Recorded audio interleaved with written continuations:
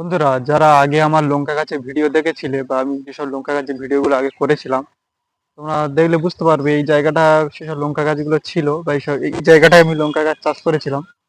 এবং বর্তমানে এই দুটো পাড় দেখতে পাচ্ছ, এই দুটো পাড়ে এই পাড়টা কোপানো হয়ে গেছে এবং এই সাইডটা এখন কোপানো হচ্ছে এই পাড়টা, এবং এই পাড়ে এখন লঙ্কা গাছগুলো এখনো আছে। এবং এটা আমি ভিডিওটা এই কারণে করছি যে এই লঙ্কা গাছটা থাকাকালীন আমি একটা গাছ কেটে তার ফাঁকে ফাঁকে আমি উচ্ছের মাদা বসিয়ে দিয়েছিলাম।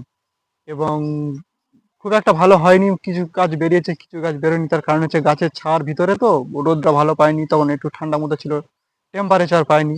সেই জন্য কিছু দানা বেরিয়েছে, কিছু দানা নষ্ট হয়ে গেছে। এবং বর্তমানে আম, এই পাটটা কোপানো হয়ে গেছে, গাছ কেটে ফেলে দিয়েছি। এই যে দেখতে পাচ্ছ, এখানে শিকড়ে লঙ্কা গাছের শিকড় পড়ে আছে। এবং উচ্ছের মাদা কিছু কিছু বেরিয়েছে, কিছু কিছু বেরোয়নি। লঙ্কা গাছের ভিতরে আমি উচ্ছে গাছটা দিয়েছিলাম এই কারণে যে লঙ্কা গাছ নষ্ট হতে হতে আমার উচ্ছে গাছটা কিছুটা বেরিয়ে বড় হয়ে যাবে এবং আমি তারপরে সেটাকে ভাড়ায় তুলে দেবো।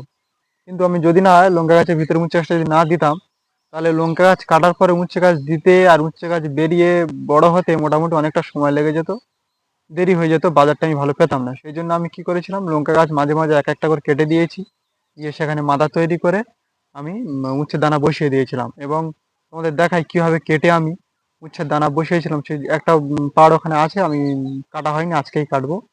এবং কিরকম উচ্ছে গাছ বেরিয়েছে এবং কিরকম ফাঁকে ফাঁকে আমি দানাটা দিয়েছিলাম, সেটাই তোমাদের দেখাবো। বন্ধুরা, এই দেখো, লঙ্কা গাছগুলো অলরেডি নষ্টর পথে চলে গেছে এবং লঙ্কা গাছগুলো খুব একটা ভালো নেই। লঙ্কা গাছ নষ্ট হয়ে গেছে, দেখতে পাচ্ছ মাথা পুড়ে সব কালো হয়ে গেছে। এবং এতে আর ভালোভাবে লঙ্কা হওয়া কিন্তু আর সম্ভব না।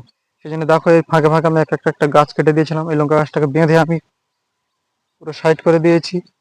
এই লঙ্কা গাছটাকে বাঁধা আছে ভালোভাবে এবং মধ্যিখানে দেখতে পাচ্ছ মাথাগুলো দেওয়া আছে।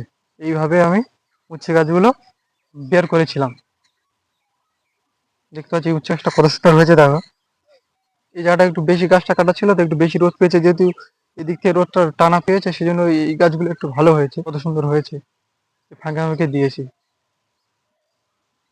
দেখতে পাচ্ছ কত সুন্দর হয়েছে ফাঁকে ফাঁকে। যখন আমি গাছ কাটি তখন কিন্তু অলরেডি লঙ্কার দাম এবছর প্রচুর ছিল, 80 থেকে 100 টাকা কেজি। যেহেতু আমার এক্সট্রা কোনো পাড় নেই, এক্সট্রা পাড় বলতে আমি যে পাড়ে গাছ দিই, আমার যেসব পাড়গুলো আছে সবই গাছে ভর্তি ছিল। এক্সট্রা কোনো পাড় নেই যে সেই জায়গাটা পড়ে আছে, আমি দানা আবার সেখানে নতুন ভাবে আর উচ্চ দানাটা বসাবো। আমার এই পাড় ছিল এবং এর মধ্যেই আমাকে সব মেনটেন করতে হবে, সেহেতু আমি আগে থাকতে একটু ক্ষতি স্বীকার করেও আমি লঙ্কা গাছ কেটে দিয়ে আমি উচ্ছে দানা বসিয়েছিলাম। এবং তোমাদের কার কার এই পরিস্থিতি বা তোমরা কে কে এইভাবে চাষ করো, এটা আমাকে তোমরা কমেন্ট করে জানাও। ভিডিও ভালো লাগলে লাইক, কমেন্ট অ্যান্ড সাবস্ক্রাইব করো। আজকে ভিডিও এই পর্যন্ত।